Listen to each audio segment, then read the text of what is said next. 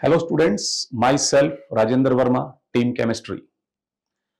बेटा आज से आपके दंगल टेस्ट सीरीज शुरू होने जा रही है। इस टेस्ट सीरीज के माध्यम से आप जो है 3 बार अपने पूरे सिलेबस को रिवाइज कर पाएंगे। आज का जो पेपर है उसमें ऑर्गेनिक केमिस्ट्री के आपने जो क्वेश्चन सॉल्व किए हैं उन क्वेश्चन का सॉल्यूशन मैं आपको बताने जा रहा हूं। अगर आपको किसी क्वेश्चन में डाउट है तो आप ये वीडियो सॉल्यूशन देखकर अपने क्वेश्चन को डाउट को रिजॉल्व करें। आपका अभी भी कोई दोस्त, आपका अभी भी कोई रिश्तेदार इस टेस्ट सीरीज से नहीं जुड़ा है तो बेटा आप उसको इस टेस्ट सीरीज के माध्यम से जोड़ें ताकि उसका भी सिलेबस जो है पूरा का पूरा 3 बार रिवाइज हो पाएगा। शुरू करें। सबसे पहले आपके पास क्वेश्चन है आईयूपीएसी नेम ऑफ कंपाउंड। अब इस कंपाउंड का जब अपने को आईयूपीएसी नेम लिखना है तो अपने को आईयूपीएसी रूल फॉलो करने पड़ेंगे। तो इस कंपाउंड में मेन फंक्शनल ग्रुप कौन सा है? सीओ ग्रुप है। तो मेन फंक्शनल ग्रुप सीओ है तो आप यहां से जो है इसको नंबर 1 कंसीडर करेंगे। उसके बाद आप किसको प्रायोरिटी देंगे? डबल बॉन्ड को। मेन फंक्शनल ग्रुप के बाद प्रायोरिटी किसको मिलती है नंबरिंग के लिए? मल्टीपल बॉन्ड को प्रायोरिटी मिलती है। तो आप मल्टीपल बॉन्ड की तरफ मूव करेंगे। 2, 3, 4, 5, 6।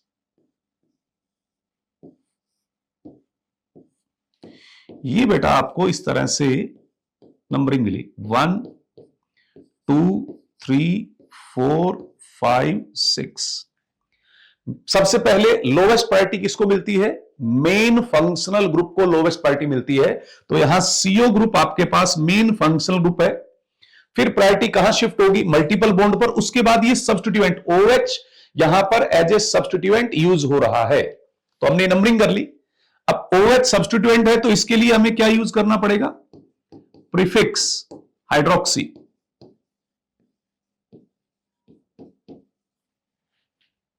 और सीओ ग्रुप यहां पर मेन फंक्शन ग्रुप है तो इसके लिए आपको क्या यूज करना पड़ेगा?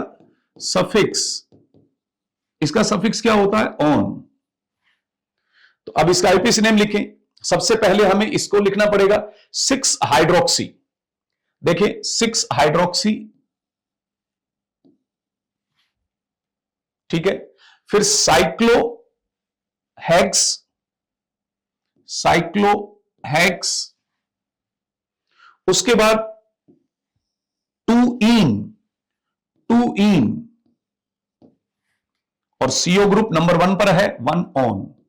तो करेक्ट आंसर क्या है बेटा आपके पास? फर्स्ट आपके पास इसमें करेक्ट आंसर हो गया, ठीक है। नेक्स्ट क्वेश्चन पे चले। 47 the number of possible stereo isomers. आपको एक कंपाउंड दिया है, इस तरह का कंपाउंड है।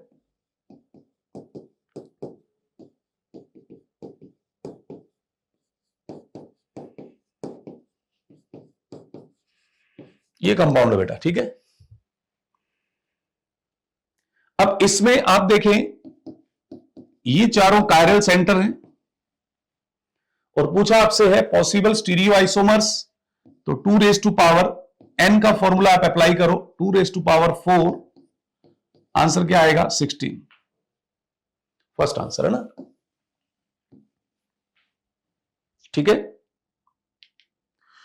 नेक्स्ट एक फिर आईयूपीएसी का है। आपको सबसे पहले लॉन्गेस्ट कार्बन चेन सिलेक्ट करनी है। लॉन्गेस्ट कार्बन चेन सिलेक्ट करेंगे तो देखो यहां पर मैं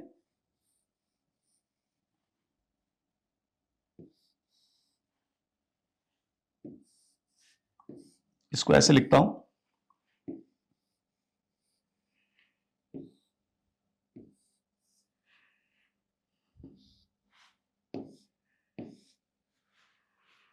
अगर मैं यहां से इस कार्बन चेन को सिलेक्ट करूं, एक ऑप्शन तो अपने पास कुछ ऐसा जा रहा है,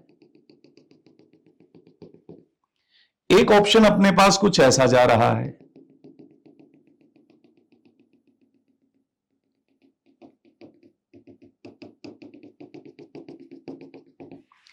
यहां पर आपके पास 1, 2, 3, 4, 5, 6, 7, 8।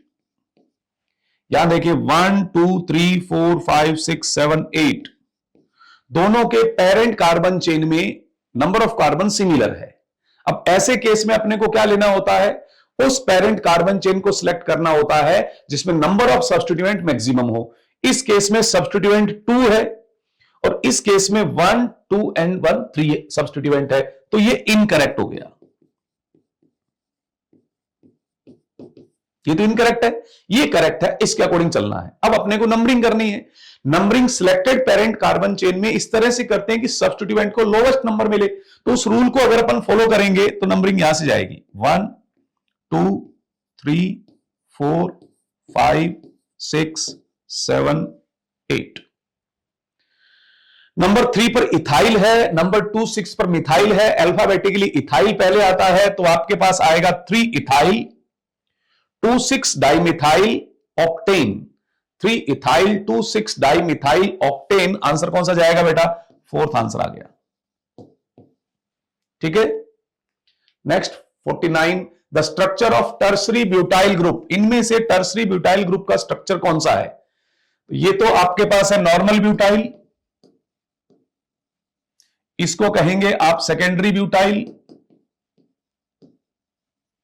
इसको कहेंगे आइसोब्यूटाइल और इसको कहेंगे टर्सरी ब्यूटाइल। तो आपके पास आंसर क्या आया? फोर्थ। ठीक है, क्वेश्चन नंबर 50 देखें। आपसे पूछा है correct IUPAC name. CH3 CH double bond CH CHO। यहां से नंबरिंग करनी पड़ेगी।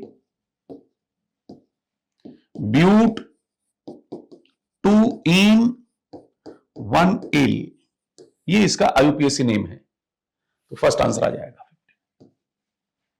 ठीक, 51 फिर आपके पास एक कंपाउंड है और इसका आपको आईयूपीएसी नेम बताना ना। तो इसमें मेन फंक्शनल ग्रुप कौन सा है? एल्डिहाइड। तो अपने को एल्डिहाइड के अकॉर्डिंग ही चलना पड़ेगा।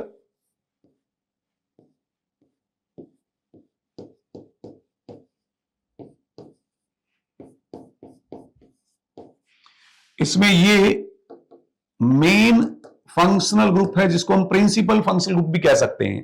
तो इसको लोवेस्ट नंबर पे रखना पड़ेगा ना अपने को। 1 2 3 4 5 6। नंबर 2 पर क्लोरो है, नंबर 4 पर नाइट्रो है। अल्फाबेटिकली क्लोरो पहले आएगा, 2 क्लोरो 4 नाइट्रो, 2 क्लोरो 4 नाइट्रो। ये देखो benzaldehyde, 2 chloro 4 nitro benzaldehyde. Answer क्या आ गया आपके पास? थर्ड। क्वेश्चन नंबर 51 में आंसर आ गया थर्ड। ठीक है, अब 52 की बात करें। 52 में आपसे पूछा है इन दोनों स्ट्रक्चर के बारे में। बेटा अगर मैं इस स्ट्रक्चर को 180 डिग्री रोटेट करूंगा तो देखो ये स्ट्रक्चर आपके सामने यहां ऐसा है,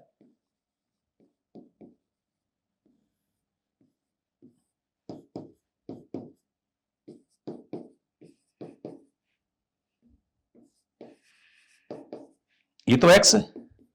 इसको मैं क्या करता हूं 180 डिग्री अलोंग द प्लेन जो है मैं इसको रोटेट कर लेता हूं।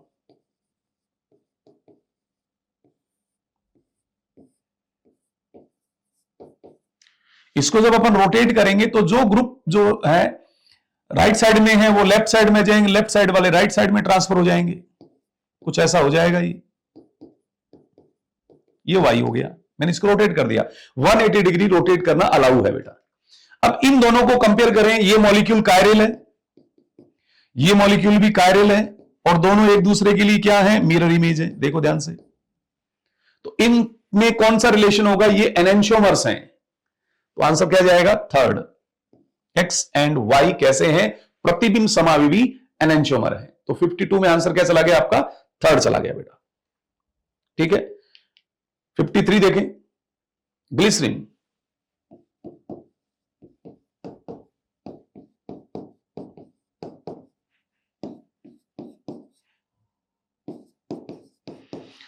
ये 1 डिग्री है, ये 2 डिग्री है और ये 1 डिग्री है।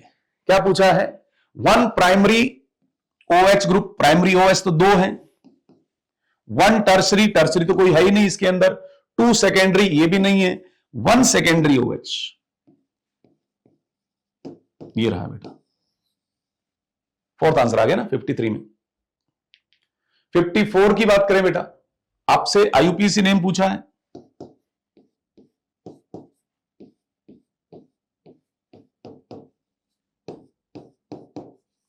ये कंपाउंड है, तो इसमें आप प्रायोरिटी किसको देंगे नंबरिंग के लिए? डबल बॉन्ड को प्रायोरिटी देंगे बेटा, ठीक है। और डबल बॉन्ड को प्रायोरिटी देंगे तो 1 2 और फिर ये 3, सब्स्टिट्यूएंट भी मैक्सिमम होने चाहिए। अब आपके पास ये दो ग्रुप है, 2 मिथाइल है और 3 ब्रोमो है। अल्फाबेटिकली पहले क्या आएगा?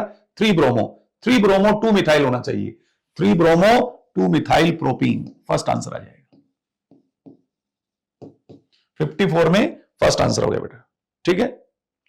55 की बात करें, इसमें भी आईपीएससी ने पूछा आपसे,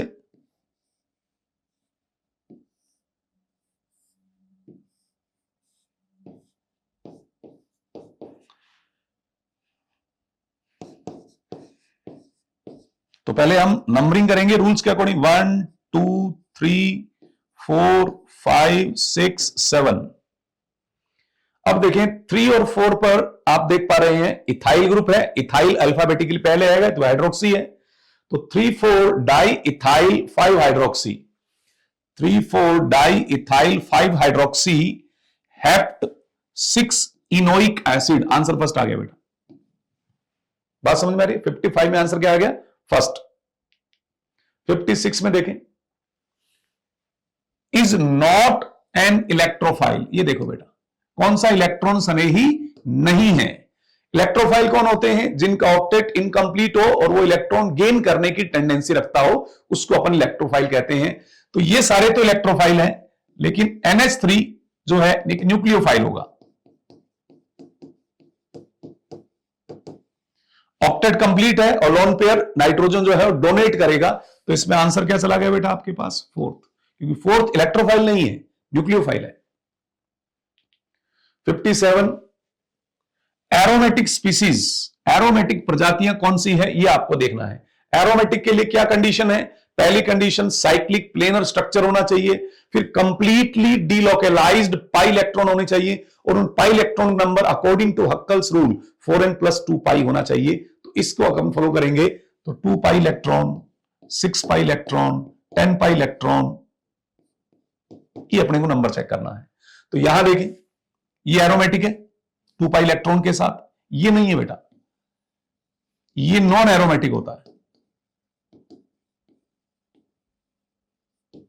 कंपाउंड कैसा है? क्योंकि इसमें यहां पर हाइड्रोजन जो है, ये हाइड्रोजन एक दूसरे को रिपेल करते हैं, रिपल्शन से ये स्ट्रक्चर नॉन प्लेनर हो जाती है, तो ये नहीं होगा। यहां पर ये एरोमेटिक है और यहां पर ये भी एरोमेटिक है, तो फर्स्ट, थर्ड और फोर्थ ऐसे हैं जो एरोमेटिक है। तो इसमें आंसर क्या चला गया आपके पास? 57 में थर्ड आंसर चला गया बेटा, ठीक है। 58 बॉन्ड एनर्जी और होमोलाइटिक बॉन्ड फ्यूजन होना चाहिए। इसका मतलब आप इसमें क्या बनाएंगे? फ्री रेडिकल, किसको ब्रेक करके? इसका होमोलाइसिस करके। अब आपको क्या चेक करना है? Bond energy. तो आपके पास एक फॉर्मूला रहता है, बॉन्ड एनर्जी इनवर्सली प्रोपोर्शनल होता है स्टेबिलिटी ऑफ फ्री रेडिकल। तो अब आपको फ्री रेडिकल की बात करनी है, तो मैं आपको यहां पर फ्री रेडिकल बना के दिखाता हूं।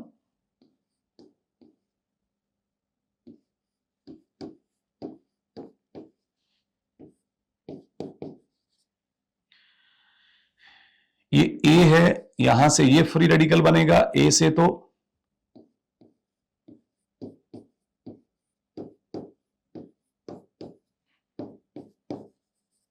ये बी है, यहां का ये फ्री रेडिकल बनेगा,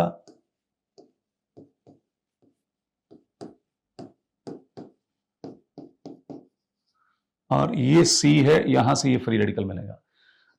अब इनमें से आप देखें बॉन्ड एनर्जी डिक्रीजिंग ऑर्डर देखना ना, बॉन्ड एनर्जी सबसे ज्यादा किसमें होगी? जिसकी स्टेबिलिटी सबसे कम होगी। और आप देख पा रहे हैं यहां ये फ्री रेडिकल रेजोनेंस स्टेबलाइज्ड है दोनों साइड में, ये फ्री रेडिकल रेजोनेंस स्टेबलाइज्ड है, लेकिन ये फ्री रेडिकल रेजोनेंस स्टेबलाइज्ड नहीं है। तो अगर मैं बात करूं स्टेबिलिटी की, तो किस कार्बन हाइड्रोजन बॉन्ड को ब्रेक करने से कौन सा जो है लीस्ट स्टेबल बनेगा? तो सी लीस्ट स्टेबल है, उसके बाद नंबर आएगा ए का, और उसके बाद नंबर आएगा बी का, ये बी से है। ये स्टेबिलिटी है, जिसकी स्टेबिलिटी सबसे कम है उसके लिए बॉन्ड एनर्जी सबसे ज्यादा होगी। तो जो बॉन्ड एनर्जी की बात करेंगे तो सी ए बी, थर्ड आंसर आ जाएगा 58 में। बात समझ में आ गई बेटा? ठीक है। 59, arrange the following in decreasing order of acidic nature. Acidic nature की बात करें तो यहां पर F3CCH2OH ये -I इफेक्ट शो कर रहा है। -I इफेक्ट क्या करेगा? इसकी पोलराइजेशन को इंक्रीज करेगा। पोलराइजेशन इंक्रीज होगा तो इसका एसिडिक स्ट्रेंथ इंक्रीज हो जाएगा। अच्छा, सेकंड में अपने को पास क्या दे रखा है? CS3 होल थ्राइस CCH2OH, इसका +I इफेक्ट है। +I इफेक्ट एसिडिक स्ट्रेंथ को क्या करता है? डिक्रीज करता है। फिर उसके बाद क्या है? FCH2CH2CH2OH, तो इसके अंदर इसका कौन सा इफेक्ट लगेगा? -I इफेक्ट लगेगा। -I इफेक्ट भी क्या करता है? एसिडिक स्ट्रेंथ को इंक्रीज करता है, लेकिन इसके रिस्पेक्ट इसका -I ज्यादा है। इसके रिस्पेक्ट इसका -I इफेक्ट क्या है? ज्यादा है। तो एसिडिक स्ट्रेंथ की अगर अपन बात करें तो सबसे स्ट्रॉन्ग एसिड होगा फर्स्ट, उसके बाद आएगा थर्ड और फिर आएगा सेकंड। फर्स्ट, थर्ड, सेकंड आपके पास आना चाहिए। First, third, second. Fourth answer आ जाएगा 59 में। ठीक है, बात क्लियर हो गई बेटा? देख लो अच्छे से। 60, the percentage of an element present in an organic compound is determined by the Carius method. Carius method किसकी परसेंटेज को जो है कैलकुलेट करने के लिए काम आता है? कौन से एलिमेंट के लिए? इसके अंदर हेलोजन भी आता है, सल्फर भी आता है। तो आपके पास यहां ऑप्शन में क्या दिया हुआ है? हेलोजन दिया हुआ है। ठीक है। मोस्ट स्टेबल कार्बन आयन, यहां देखें, इसके अंदर ये कार्बन sp हाइब्रिडाइज्ड है। ये कार्बन आप देख पा रहे हैं sp2 है और ये sp3 है। मोस्ट इलेक्ट्रोनेगेटिव एटम के पास अगर हम नेगेटिव चार्ज लगाएंगे तो वो नेगेटिव चार्ज स्टेबलाइज्ड हो जाएगा। तो इनमें से ये sp3 है। तो स्टेबिलिटी की बात अगर मैं करूं तो स्टेबिलिटी आएगा थर्ड का, फिर आएगा सेकंड का, फिर आएगा फर्स्ट का, फिर आएगा फोर्थ का, क्योंकि फोर्थ में दो +I इफेक्ट भी काम कर रहे हैं बेटा। इसमें एक ही +I इफेक्ट है। तो मोस्ट स्टेबल कौन सा हुआ? थर्ड। आंसर क्या आ गया आपका? थर्ड आ गया बेटा। फिर 61 में आंसर क्या आ गया? थर्ड। ठीक। 62, विच of the following is most basic. अब देखिए इनमें इसका लोन पेयर कैसा है? लोकलाइज्ड। और इन तीनों के लोन पेयर कैसे हैं? Delocalised. Lone pair localised होगा तो इजीली प्रोटोनेशन के लिए अवेलेबल होगा, और लोन पेयर अगर डीलोकलाइज्ड है तो वो प्रोटोनेशन के लिए इजीली अवेलेबल नहीं होता है। तो इसलिए ये सारे के सारे जो हैं वीक बेस हुए इसके रिस्पेक्ट। तो आपके पास पूछा था सर्वाधिक क्षारीय, मोस्ट बेसिक, आंसर क्या चला गया? First. 63, in the given species hyper conjugation occurs. अति संयुग्मन, अति संयुग्मन के लिए क्या होना चाहिए? आपके पास एक alpha carbon hydrogen sigma bond होना चाहिए। ये कहां कनेक्ट हो? डबल बॉन्ड पर कनेक्ट हो, या फिर ये C+ के साथ कनेक्ट हो, या फिर ये फ्री रेडिकल के साथ कनेक्ट हो, तब हम हाइपर कॉन्जुगेशन को चेक करते हैं। तो देखिए यहां पर हाइपर कॉन्जुगेशन है, यहां पर हाइपर कॉन्जुगेशन नहीं है, इसमें नहीं है बेटा।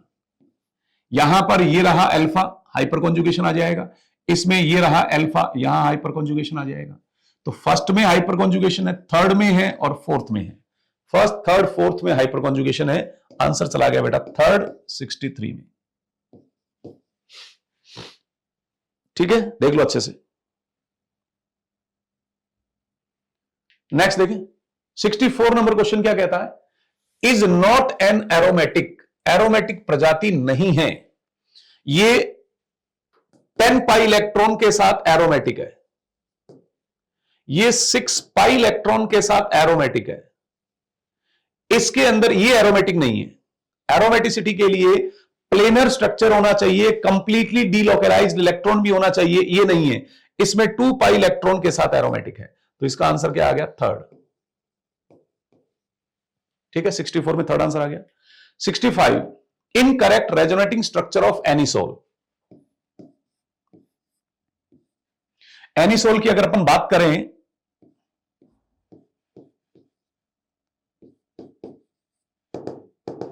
तो ये इलेक्ट्रॉन यहां ट्रांसफर होंगे,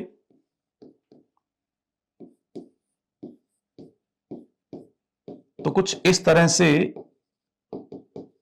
स्ट्रक्चर आएगा। फिर इसके बाद इसको यूज करेंगे हम OCS3, फिर इसको यूज करेंगे हम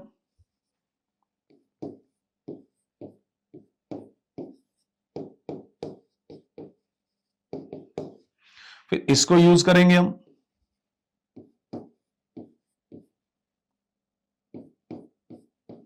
OCS3, है ना।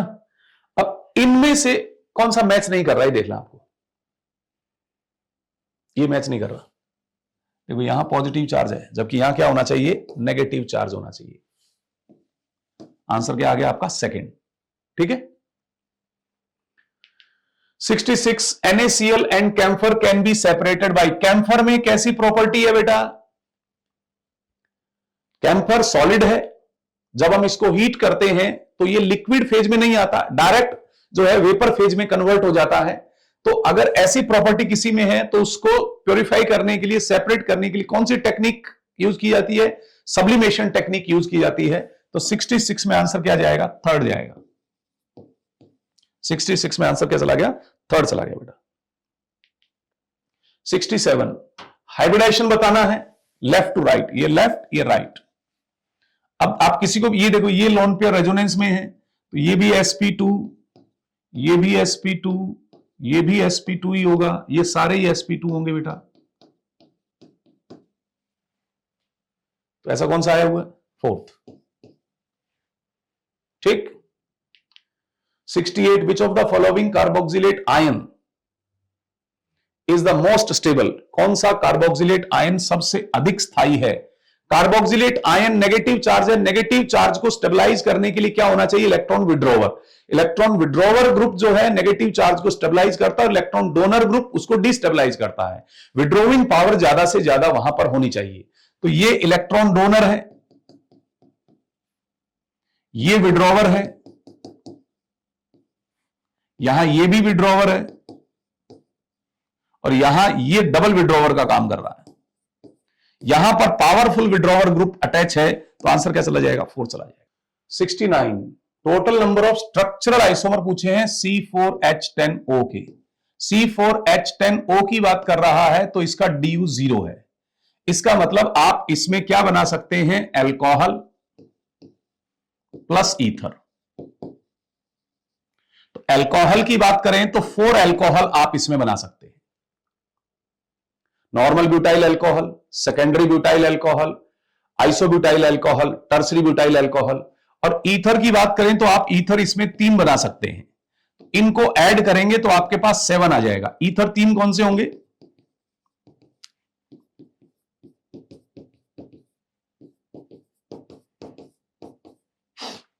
तो 7 आ जाएगा। थर्ड आंसर 69 में आंसर क्या चला जाएगा बेटा? थर्ड चला जाएगा। ठीक है। 70, विच of the following is non benzenoid aromatic compound. Non benzenoid aromatic compound किसको बोलते हैं? जो एरोमेटिक नेचर का तो है लेकिन उसमें बेंजीन रिंग प्रेजेंट नहीं है। तो एनिलीन बेंजीनोइड है, बेंजोइक एसिड बेंजीनोइड है, एंथ्रासीन बेंजीनोइड है, ट्रोपोन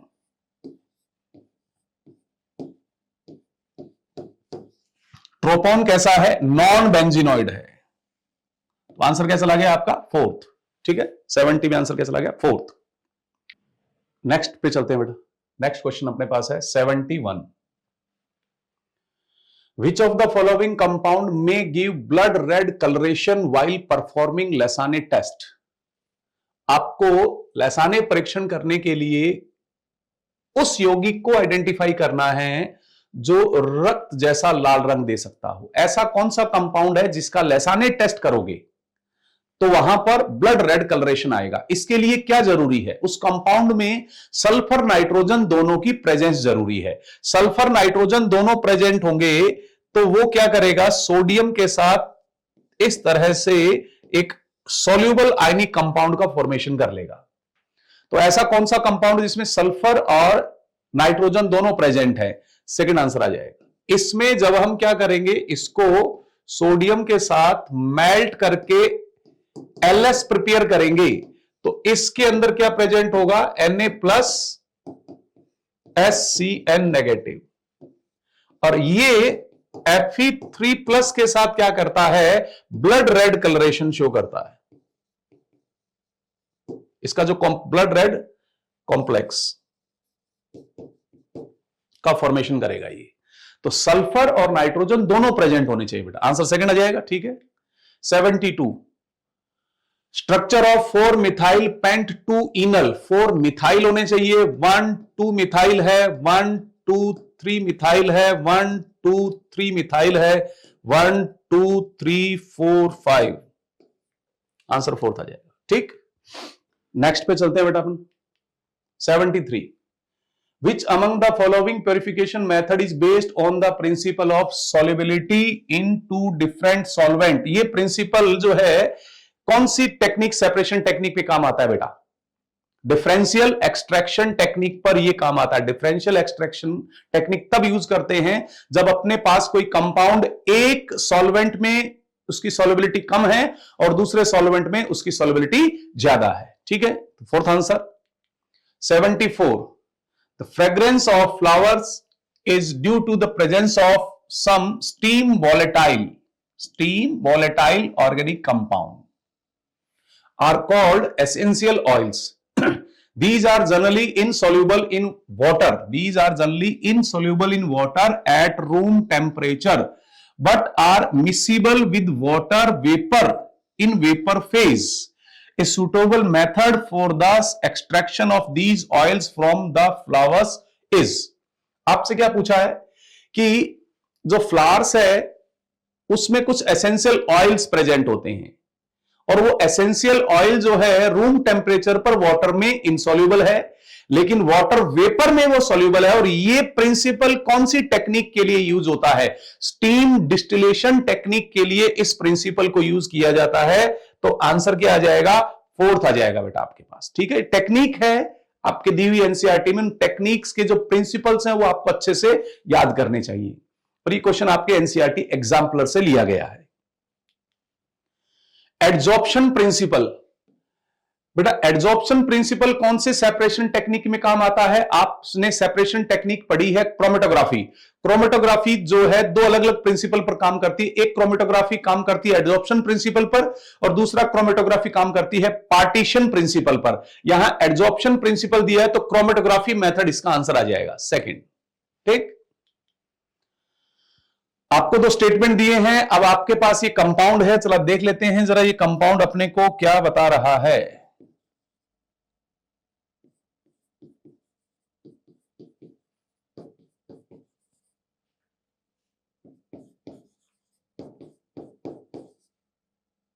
ये कंपाउंड है, प्रिंसिपल फंक्शनल ग्रुप CO है तो अपने को यहीं पर नंबरिंग करनी शुरू करनी पड़ेगी 1 2 3 4 5 6 एंड 7।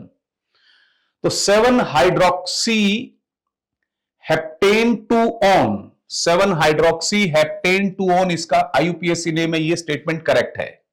फिर क्या दिया statement, 2 oxo heptane 7 all is the correct IUPAC name of above compound. नहीं, इसका IUPAC नेम तो ये करेक्ट है, ये IUPAC नेम करेक्ट नहीं है तो सेकंड स्टेटमेंट इनकरेक्ट हो गया। स्टेटमेंट फर्स्ट करेक्ट है, सेकंड इनकरेक्ट है, फर्स्ट करेक्ट है, सेकंड इनकरेक्ट है। फर्स्ट आंसर आपके पास आ जाएगा किसमें, 76 में बेटा। ठीक है, 77 आपको दो स्टेटमेंट दिए गए, AR pK value of phenol is lower than that of ethanol। Phenol की एसिडिक स्ट्रेंथ इथेनॉल से ज्यादा होती है, इसलिए इसका pKa वैल्यू जो है फिनॉल का कम हो जाएगा। तो पहला स्टेटमेंट करेक्ट है। दूसरा क्या है, ethanol is stronger acid than phenol, गलत, इथेनॉल वीकर एसिड है, ये इनकरेक्ट हो गया। तो ए करेक्ट है, आर इनकरेक्ट है। सेकंड आंसर आएगा 77 में बेटा, ठीक है। 78 cyclohexene is type of an organic compound. आपने एनसीईआरटी में क्लासिफिकेशन पढ़ा है, उसी से यहां से एक क्वेश्चन बनाया हुआ है। ये cyclohexene is a type of organic compound, ये किस कैटेगरी में आएगा? ए साइक्लिक नहीं आएगा, एरोमेटिक ऐसा कुछ नहीं है, ऐसा कुछ नहीं है, एलिसाइक्लिक। किस कैटेगरी में आ रहा है बेटा? ये एलिसाइक्लिक। एलिसाइक्लिक कौन से कंपाउंड को कहते हैं? जो साइक्लिक स्ट्रक्चर रखते हैं लेकिन प्रॉपर्टी किससे मैच करती है? ओपन चेन एलिफेटिक कंपाउंड से इनकी प्रॉपर्टी मैच करनी चाहिए। 79 आपको रेजोनेटिंग स्ट्रक्चर दे रखी है और आपको क्या करना है? Correct decreasing order of relative stability, आपेक्षिक स्थायित्व का सही घटता क्रम अपने को चेक करना है। तो न्यूट्रल स्ट्रक्चर सबसे ज्यादा स्टेबल होती है। उसके बाद देखें पाई बॉन्ड सेम है, यहां पर कार्बन का इनकंप्लीट ऑक्टेट है, यहां ऑक्सीजन का इनकंप्लीट ऑक्टेट है। यहां ऑक्सीजन के पास नेगेटिव चार्ज है या कार्बन के पास नेगेटिव चार्ज है। नेगेटिव चार्ज कहां पर स्टेबलाइज होता है? मोर इलेक्ट्रोनेगेटिव E1 पर नेगेटिव चार्ज स्टेबलाइज होता है। और पॉजिटिव चार्ज कहां स्टेबलाइज होता है? लेस E1 वाले एटम पर स्टेबलाइज होता है। तो सेकंड आएगा और फिर आएगा आपके पास थर्ड। तो फोर्थ आंसर जाएगा आपका 79 में, ठीक है। 80 विच of the following will show geometrical isomerism. यहां पर प्रॉब्लम हो गई, ये शो कर जाएगा बेटा, ये ज्योमेट्रिकल आइसोमेरिज्म शो करेगा।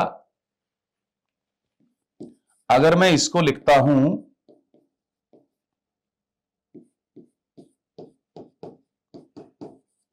इस तरह से, तो ये दोनों ज्योमेट्रिकल आइसोमर है।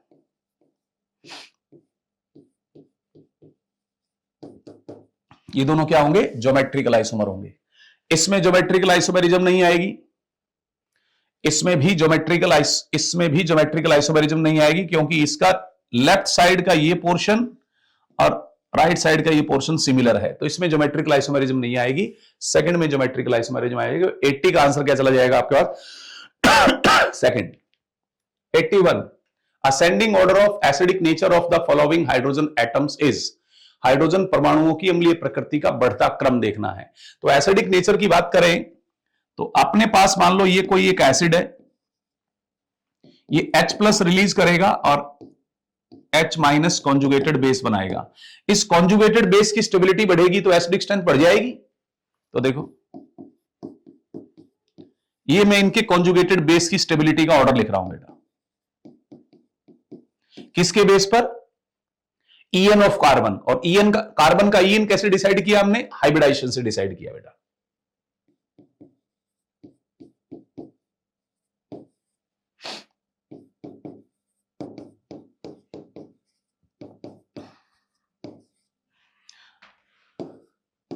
तो ये स्टेबिलिटी है,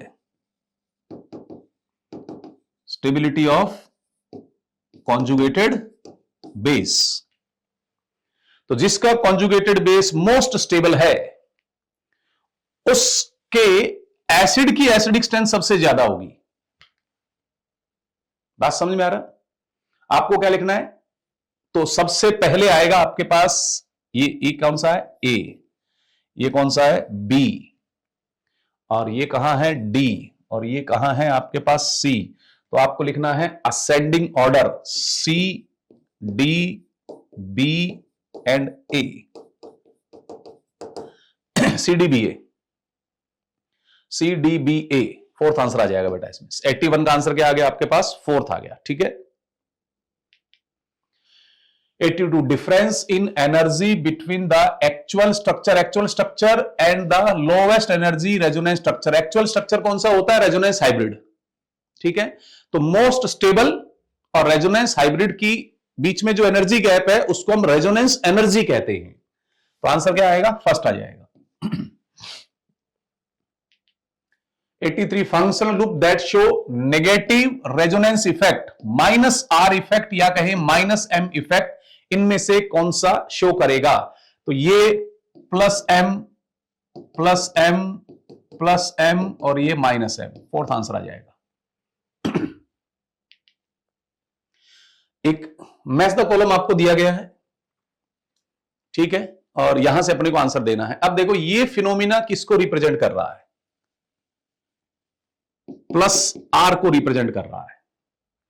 यहां पर ये इलेक्ट्रॉन इधर ट्रांसफर हो गए और ये एच भी इसी पर ट्रांसफर हो गया, तो ये किसको रिप्रेजेंट कर रहा है? ये ई रिप्रेजेंट कर रहा है प्लस ई को, पॉजिटिव इलेक्ट्रोमैग्नेटिक इफेक्ट।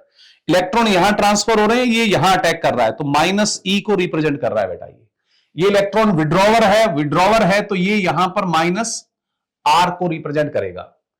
तो ए में प्लस आर होना चाहिए, ए में प्लस आर होना चाहिए, तो ए में फोर्थ आंसर आना चाहिए। ये देखो ये एक ही है इसमें दिया हुआ। बी में क्या होना चाहिए? प्लस ई, यानी कि थर्ड आंसर होना चाहिए।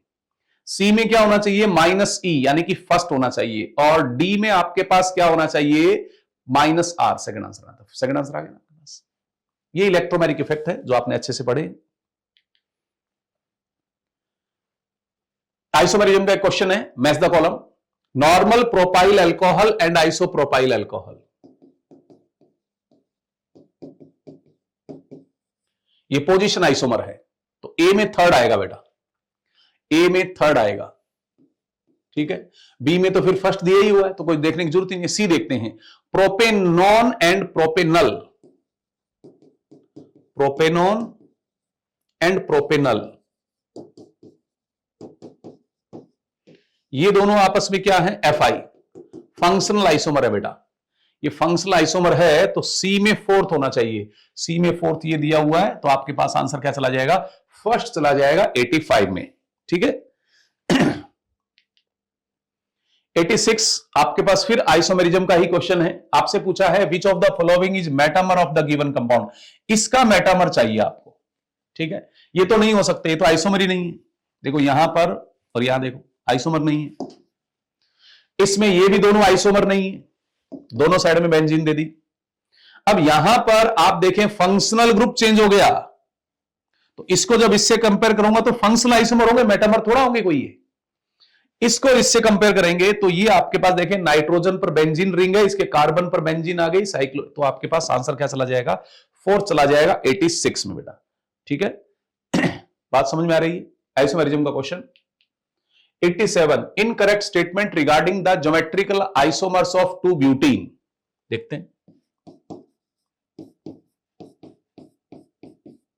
एक सिस फॉर्मेट ले लेता हूं, एक ट्रांस फॉर्मेट ले लेता हूं, ठीक है। अब क्या कह रहा है? ट्रांस 2-ब्यूटीन is more stable than cis 2-ब्यूटीन, बिल्कुल सही है। ट्रांस के अंदर यहां पर जो रिपल्शन है वो मिनिमम हो जाता है, जबकि इसमें रिपल्शन ज्यादा है, तो ये तो करेक्ट है। और आपको देखना है इनकरेक्ट, तो ये तो आंसर नहीं आएगा, तो करेक्ट है, करेक्ट स्टेटमेंट है, आपको इनकरेक्ट ढूंढना है। सिस 2-ब्यूटीन एंड ट्रांस 2-ब्यूटीन are stereo isomers. Geometrical isomers किस कैटेगरी में आते हैं? स्टीरियो आइसोमर्स की कैटेगरी में आते हैं। स्टीरियो आइसोमर में मॉलिक्यूलर फॉर्मूला सेम होता है, स्ट्रक्चरल फॉर्मूला सेम होता है, 3 डायमेंशनल अरेंजमेंट जो ओरिएंटेशन है वो डिफरेंट होता है, तो ये भी स्टेटमेंट करेक्ट है। सिस 2-ब्यूटीन is has less dipole moment than trans 2-ब्यूटीन, ये गलत हो गया बेटा, इनकरेक्ट हो गया बेटा। इसमें डाइपोल मोमेंट 0 होता है और इसमें नॉन 0 होता है बेटा। यहां दिया है cis 2-ब्यूटीन has less dipole moment, ये इनकरेक्ट हो गया। सिस 2-ब्यूटीन का इसके रिस्पेक्ट डाइपोल मोमेंट ज्यादा होता है। सिस 2-ब्यूटीन एंड ट्रांस 2-ब्यूटीन are not inter convertible at room temperature, ये भी सही है, ये एक दूसरे में इंटर कन्वर्ट नहीं होते क्योंकि यहां पर रेस्ट्रिक्टेड रोटेशन है, तो ये स्टेटमेंट भी कैसा हो गया? करेक्ट स्टेटमेंट हो गया। तो इस क्वेश्चन का आंसर क्या आया बेटा? आंसर आया आपके पास थर्ड, क्योंकि आपको इनकरेक्ट देखना था, गलत कथन ढूंढना था, आंसर थर्ड आएगा आपके पास, ठीक है। 88 for the given compounds the correct order of increasing pKa value, तो पहले अपन एसिडिक स्ट्रेंथ देख लेते हैं। तो एसिडिक स्ट्रेंथ की अगर बात करूं मैं, तो बी की एसिडिक स्ट्रेंथ जो है सबसे ज्यादा होगी, -m इफेक्ट यहां ऑपरेट हो रहा है, उसके बाद यहां पर -I ऑपरेट हो रहा है, और यहां पर भी -I ऑपरेट हो रहा है, लेकिन -I इसका ज्यादा होता है। तो यहां +m है तो ये नहीं आएगा, A आएगा, और A के बाद आएगा E। आपको लिखना है इंक्रीजिंग ऑर्डर। तो जिसका एसिडिक स्ट्रेंथ ज्यादा है उसका P के A वैल्यू सबसे कम हो जाएगा। तो B के बाद D, फिर C के बाद A के बाद E, BDCAE। आप देख लो इसके अंदर 88 में क्या आंसर आ रहा है। फर्स्ट आ गया ना, BDCAE। 89, given below are two statements. Geldol method is applicable to estimate nitrogen in pyridine। गलत हो गया, क्योंकि पायरिडिन में नाइट्रोजन रिंग में प्रेजेंट है, और नाइट्रोजन अगर रिंग में प्रेजेंट हो तो वहां पर आप जेल्डोल मेथड यूज नहीं कर सकते, क्योंकि इस प्रोसेस के अंदर जो नाइट्रोजन है वो किस में कन्वर्ट नहीं हो सकता, अमोनियम सल्फेट में कन्वर्ट नहीं हो सकता है। तो पहला स्टेटमेंट गलत हो गया। इज एप्लीकेबल लिखा हुआ है, नॉट एप्लीकेबल आना चाहिए। The nitrogen present in pyridine can easily be converted into, can easily be, गलत हो गया बेटा। पायरिडिन का नाइट्रोजन रिंग में प्रेजेंट है तो ये इजीली कन्वर्ट का रिएक्शन में ये प्रोडक्ट का फॉर्मेशन बनेगा ही नहीं, तो ये भी स्टेटमेंट इनकरेक्ट हो गया। दोनों स्टेटमेंट इनकरेक्ट हो गए बेटा, statement first and statement second. Second answer आ जाएगा आपका 89 में, ठीक है। 90, number of optically active compound देखने हैं। इसमें आप देख पा रहे हैं यहां पर ये दोनों ग्रुप इथाइल है, तो ये नहीं आएगा। इसमें प्लेन ऑफ सिमेट्री प्रेजेंट है, ये भी नहीं आएगा। इसमें देखें ये सेंटर आपके पास कायरल है, और जो मॉलिक्यूल कायरल होता है वो ऑप्टिकली एक्टिव होता है। इसमें कायरल नहीं है, इसमें भी कोई कायरल नहीं है, इसमें यहां पर ये कायरल है। तो कितने मॉलिक्यूल कायरल यानी कि ऑप्टिकली एक्टिव है? 2 ही मॉलिक्यूल है। फर्स्ट आंसर आ जाएगा आपके पास, ठीक है। मैं उम्मीद कर रहा हूं कि आपका ये पेपर बहुत अच्छा गया होगा। इसी तरह से आप अच्छे से नंबर लाते रहें, और 4 तारीख तक अपना हौसला बनाए रखें, अपनी एनर्जी बनाए रखें। बेटा थोड़े थोड़े टाइम इंटरवल में आप जो है थोड़ा मेडिटेशन कर लो, जिससे आप जो मेंटली स्ट्रांग रहेंगे। अच्छा खाना खाओ, हेल्दी खाना खाओ, अच्छा पानी पियो आप लोग, ताकि आपकी बॉडी जो है डिहाइड्रेट नहीं हो पाए। लगे रहो बेटा। Thank you. जय CLC।